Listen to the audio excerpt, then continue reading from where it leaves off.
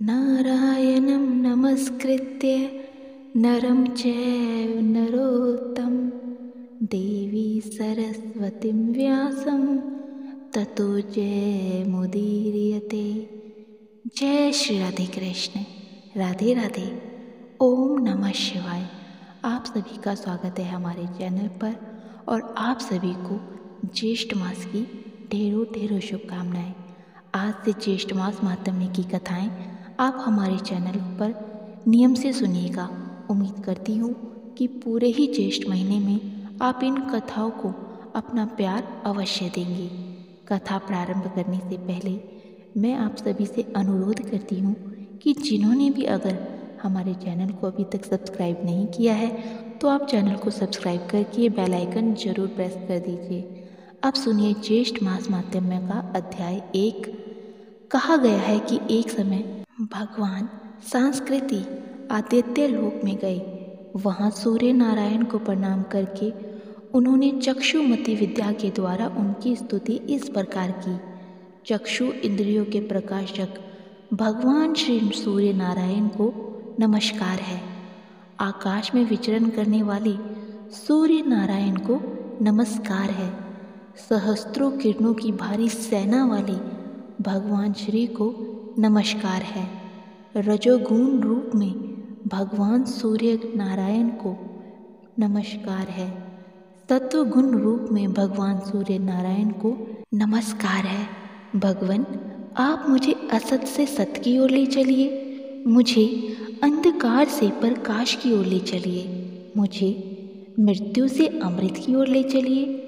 भगवान सूर्य सूची रूप हैं और वे अप्रति रूप भी हैं।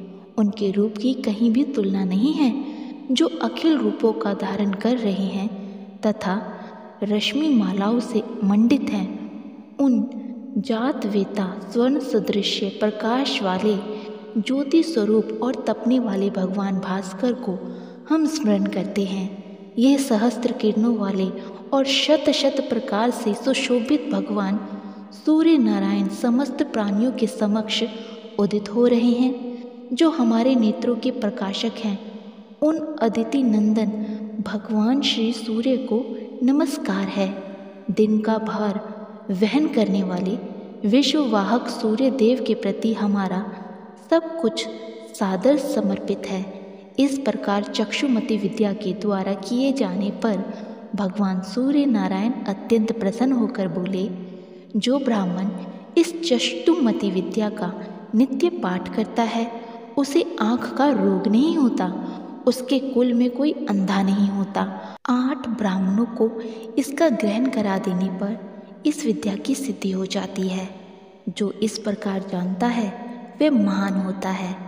एक समय व्यास जी के शिष्य महर्षि सुमंतु तथा वशिष्ठ पराशर जैमिनी याज्ञवल्क्य गौतम वैशंपायन शौनक अंगिरा और भारद्वाजी आदि महर्षि गण पांडव वंश में सम उत्पन्न महाबलशाली राजा शतानी की सभा में गए। राजा ने उन ऋषियों को अर्घ आदि से विधिवत स्वागत सत्कार किया और उन्हें उत्तम आसनों पर बिठाया तथा भली भांति उनका पूजन करके विनय पूर्वक इस प्रकार प्रार्थना की, हे महात्माओं, आप लोगों के आगमन से मेरा जन्म सफल हो गया।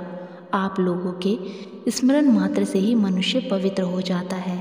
फिर आप लोग मुझे दर्शन देने के लिए यहाँ पधारे हैं, इसीलिए आज मैं धन्य हो गया। आप लोग कृपा करके मुझे उन पवित्र एवं पुण्यमय धर्म शास्त्र की कथाओं को सुनाएं, जिनके सुनने से मुझे परम गति की प्राप्ति हो।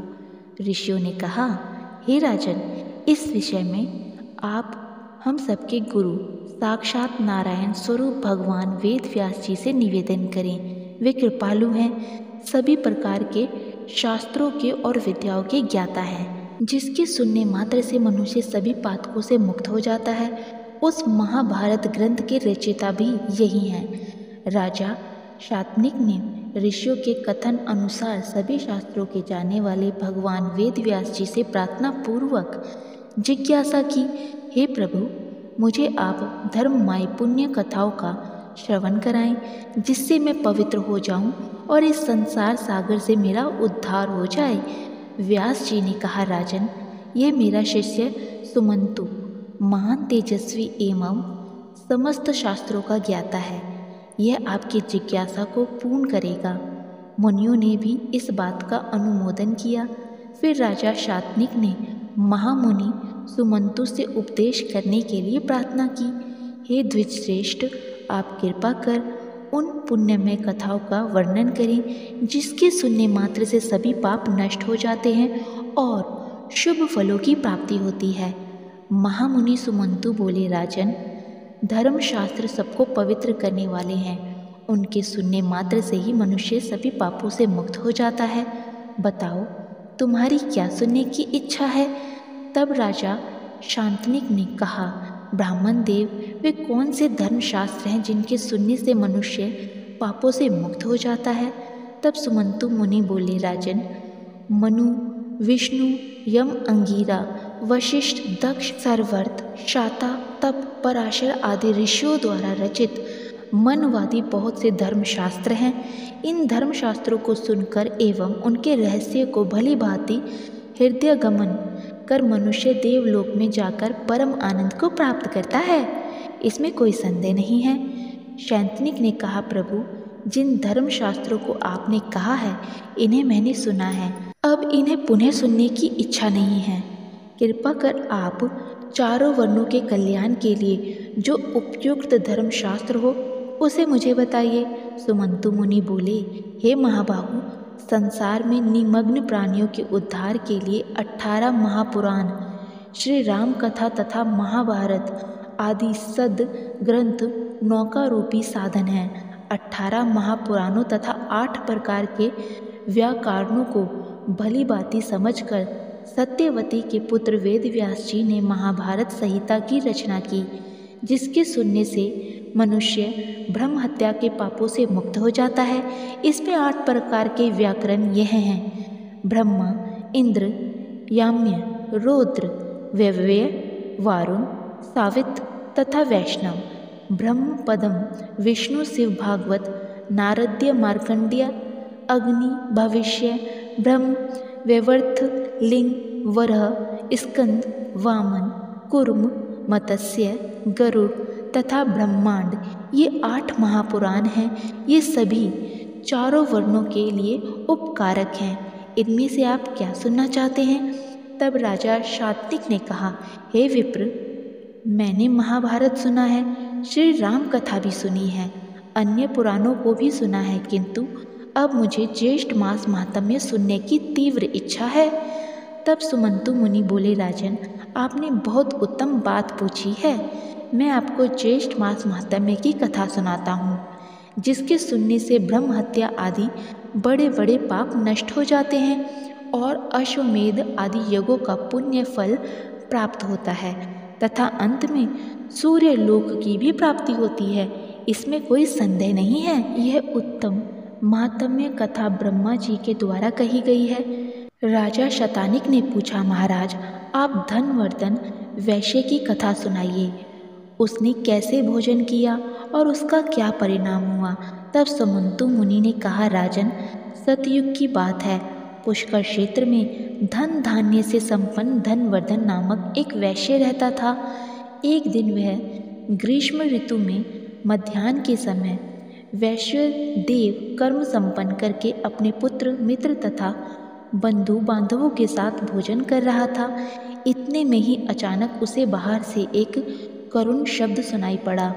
उस शब्द को सुनते ही वह दयावश भोजन को छोड़कर बाहर की ओर दौड़ा, किंतु जब तक वह बाहर पहुंचा तब तक आवाज़ बंद हो गई। फिर लौटकर उस वैश्य ने पात्र में जो कुछ छोड़ा हुआ भोजन था उसे खा लिया। भोजन करते ही उस वैश्य की मृत्यु हो गई और इसी अपराधवश परलोक में भी उसकी दुर्गति हुई। इसीलिए छोड़े हुए भोजन को फिर कभी नहीं खाना चाहिए। इसी तरह अधिक भोजन भी नहीं करना चाहिए। इससे शरीर में अत्यधिक रस की उत्पत्ति होती है, जिससे प्रतिशय अर्थात जुकाम, मंदा, अग्नि, ज्वर आदि अनेक रोग उत्पन्न हो जाते हैं। अजीर्ण हो जाने से स्नान, दान, तप, होम, तर्पण आदि कोई भी पुण्य कर्म ठीक से संपन्न नहीं हो पाते। अत्यधिक भोजन करने से अनेक रोग उत्पन्न होते हैं और आयु भी घटती है, लोक में निंदा होती है तथा अंत में सद्गति भी नहीं प्राप्त होती। उच्छिष्ट मुख से अर्थात झूठे मुख से कहीं जाना नहीं चाहिए, सदा पवित्रता से रहना चाहिए। पवित्र मनुष्य यहाँ सुख से रहता है और अंत में स्वर्ग को जाता है। तब राजा ने पूछा, मुनिवर, ब्राह्मण किस कर्म से करने से पवित्र हो जाता है, इसका भी आप वर्णन कीजिए। सुमंतो मुनि बोले, राजन, जो ब्राह्मण विधि पूर्वक आचमन करता है वे पवित्र हो जाता है और सत्कर्मों का अधिकारी हो जाता है। आचमन की विधि यह है, हाथ पांव धोकर पवित्र स्थान में आसन के ऊपर पूर्व अर्थात उत्तर की ओर मुख करके बैठें। दाहिने हाथ को जांघों के भीतर रखकर दोनों चरण बराबर रखें और शिखा में ग्रंथि लगाएं। फिर उष्णता एवं फेन से रहित शीतल एवं निर्मल जल से आचमन करें। खड़े खड़े बात करते, इधर उधर देखते हुए शीघ्रता से और क्रोध युक्त होकर आचमन न करें। हे राजन, ब्राह्मण के दाहिने हाथ में 5 तीर्थ कहे गए हैं, देव तीर्थ, पितृ तीर्थ, ब्रह्मा तीर्थ, प्रजापत्य तीर्थ और सौम्य तीर्थ। अब आप इनके लक्षणों को सुनें। अंगूठे के मूल में ब्रह्म तीर्थ, कनिष्ठा के मूल में प्रजापत्य तीर्थ, अंगुलियों के अग्रभाग में देव तीर्थ, तर्जनी और अंगूठे के बीच में पितृ तीर्थ और हाथ के मध्य भाग में सौम्य तीर्थ कहा जाता है, जो देव कर्म में प्रशस्त माना गया है। देवर्चा, ब्राह्मण को दक्षिणा आदि कर्म देव तीर्थ से, तर्पण, पिंडदान आदि कर्म पितृ तीर्थ से, आचमन ब्रह्म तीर्थ से, विवाह के समय लाजा, होम आदि और सोमपान प्रजापत्य तीर्थ से, कमंडलू, ग्रहण, दधिप्राशन आदि कर्म सौम्य तीर्थ से करें। ब्रह्म तीर्थ से उपस्पर्शन सदा श्रेष्ठ माना गया है। अंगुलियों को मिलाकर एकाग्रचित्त हो पवित्र जल से बिना शब्द किए 3 बार आचमन करने से महान फल होता है और देवता प्रसन्न होते हैं। प्रथम आचमन से ऋग्वेद, द्वितीय से यजुर्वेद और तृतीय से सामवेद की तृप्ति होती है तथा आचमन करके जल युक्त दाहिने अंगूठे से मुख का स्पर्श करने से अर्थवेद की तृप्ति होती है।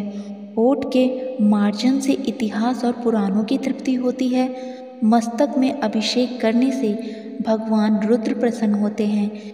शिखा के स्पर्श से ऋषिगण, दोनों आँखों के स्पर्श से सूर्य, नासिका के स्पर्श से वायु, कानों के स्पर्श से दिशाएं, भुजा के स्पर्श से यम, कुबेर, वरुण आदि तथा अग्निदेव तृप्त होते हैं। नाभि और प्राणी की ग्रंथियों के स्पर्श से सभी तृप्त हो जाते हैं।